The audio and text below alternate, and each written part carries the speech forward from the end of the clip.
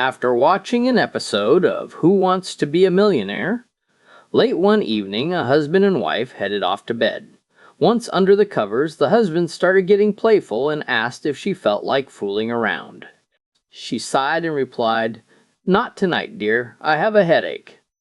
Without missing a beat, he asked, "Is that your final answer?" She nodded and said, "Yes." "Okay, then I'd like to phone a friend." A newly married guy chose a honeymoon spot right next to his favorite fishing lake, and every single morning he headed out before sunrise with the same guide he had used for years. From dawn until dark, all he did was fish.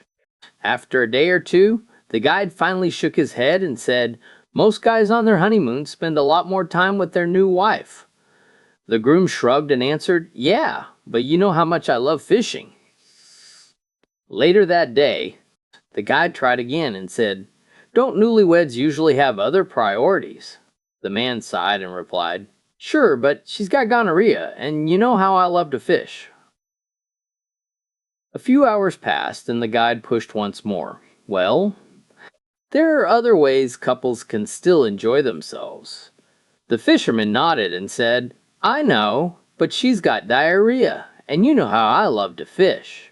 The next morning, the guide made one last attempt. Still, that can't possibly stop everything. The man calmly answered, "Yeah, but she's got chlamydia, and you know how I love to fish." By late afternoon, the guide finally gave up and muttered, "I just don't understand why you would marry someone with so many problems. It's 'cause she's also got worms, and you know I just love to fish."